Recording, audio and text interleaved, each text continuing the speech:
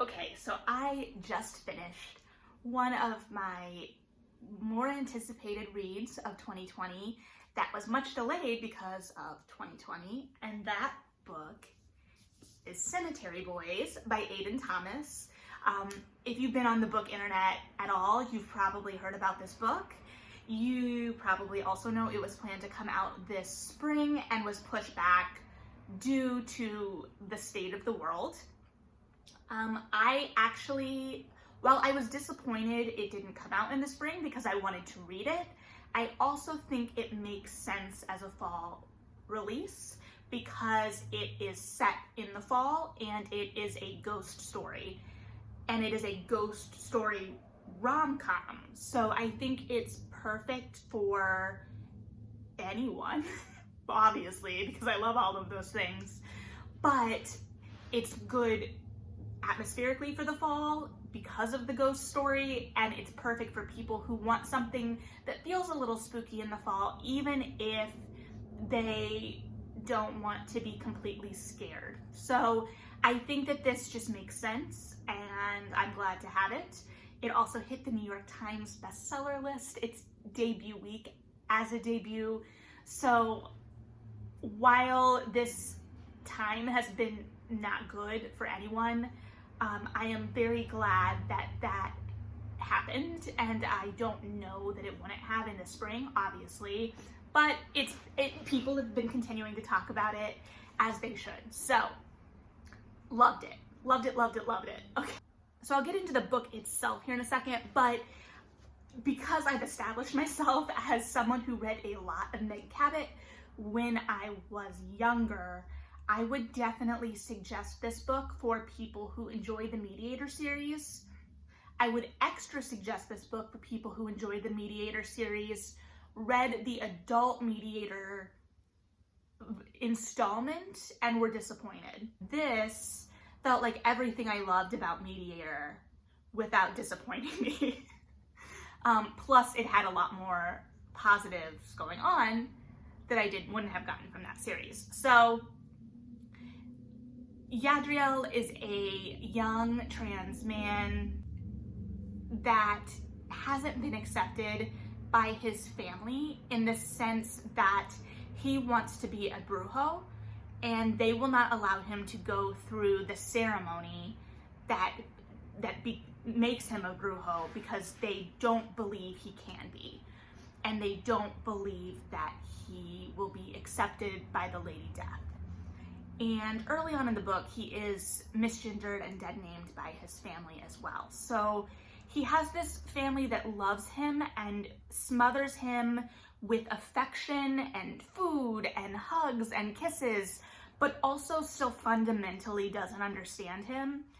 And he wants to prove himself to his family, and he wants to prove himself to himself.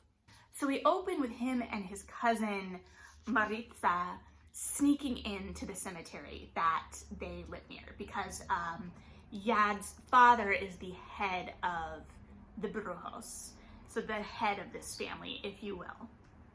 And his uncle isn't. His uncle is older than his father, but his uncle doesn't have power, and so he's found a little bit of commonality with his uncle in that way, in the sense that they both kind of feel like outcasts, or Yad feels like his uncle is looking out for him or is similar to him in that way, but he still wants to be a brujo. So he's sneaking through the cemetery to this old church with his cousin, and they're gonna hold the ceremony to make him a brujo by themselves.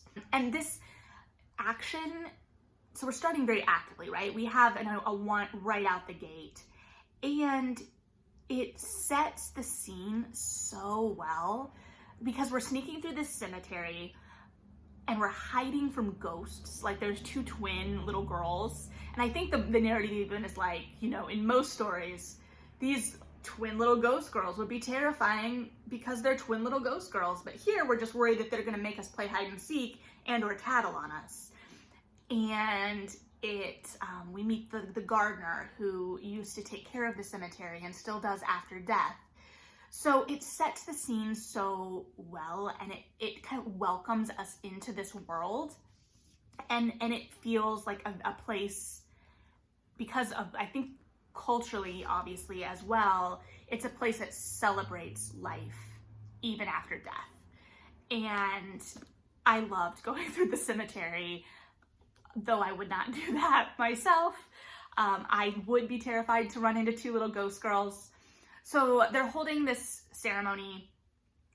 Yad is accepted as a brujo, but at the end of the ceremony, he feels his cousin pass. They can feel it when a family member dies, and him and his cousin who's with him, Maritza, feel this passing. So they rush home, and everyone is, on high alert because Miguel was out on patrol. He's a loved member of this family, and everyone has felt his passing, and Yad wants to help. He wants to find his cousin, and his father won't allow him to. He basically tells him to stay home with the women, and Yad feels really rejected and slighted by that. Also when some of the misgendering happens.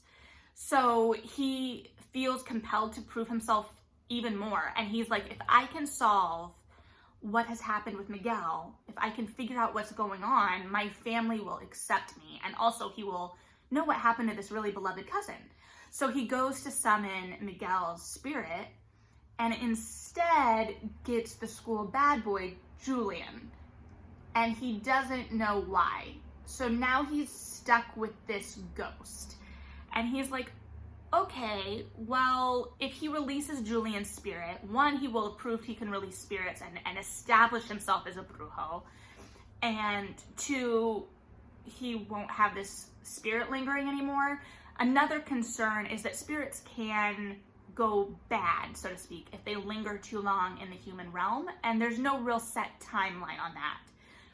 So while there is this joy in the afterlife, like you have to pass on. You cannot linger forever.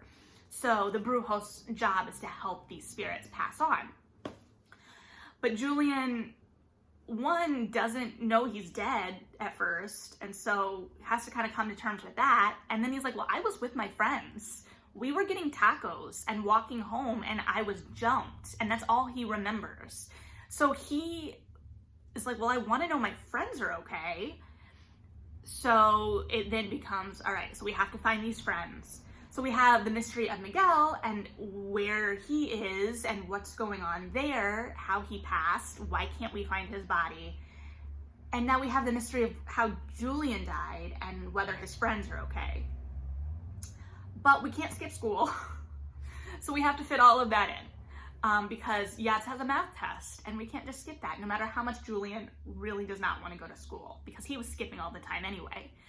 But it was really, it just felt so comforting in that it was that supernatural mystery combined with like the real YA school. Like, let's balance both of these things. And it just felt like a modern, fresh take on what I was reading when I was in the actual YA demographic, and I have to accept that I'm not anymore.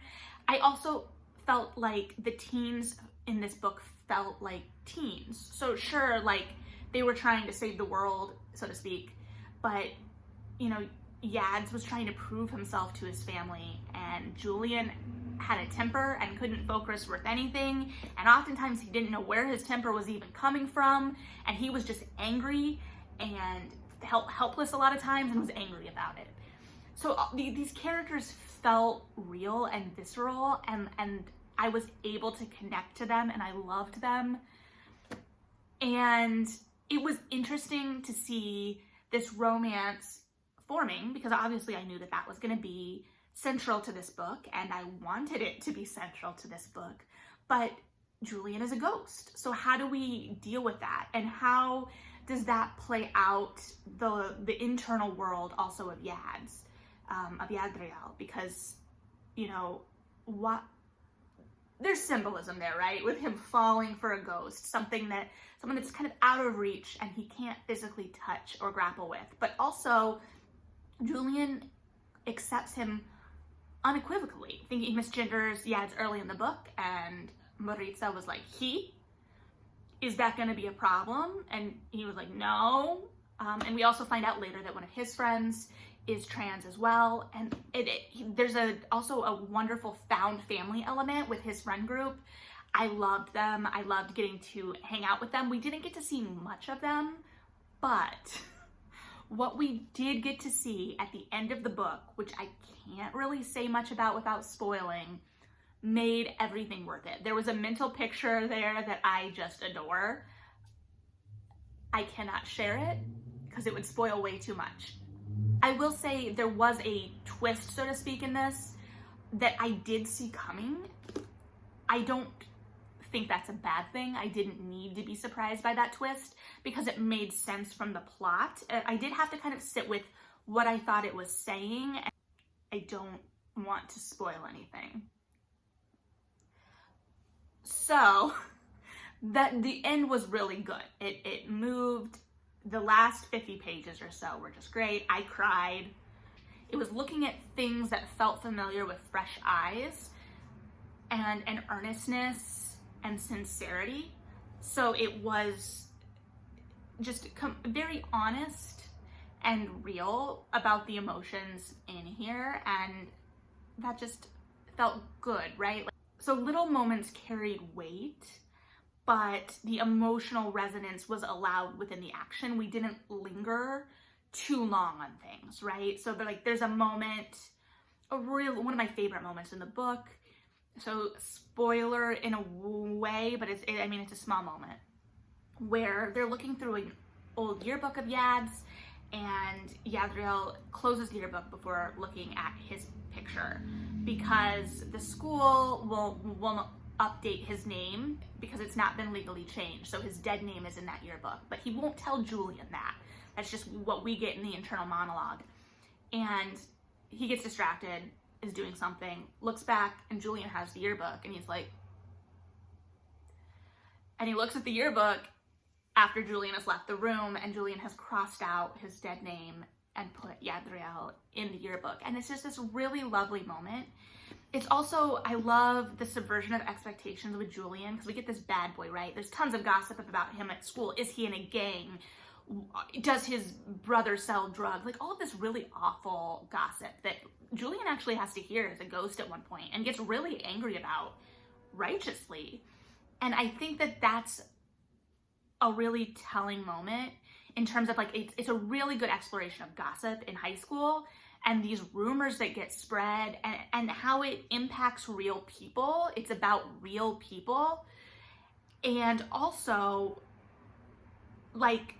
this is the picture, right, that the school has of Julian. And he's really just kind of like this, grumbly teddy bear. Sure, he gets angry easily, but it's because he often feels like he doesn't have control, clearly, and is very protective of his friend group, which a lot of people that are vulnerable.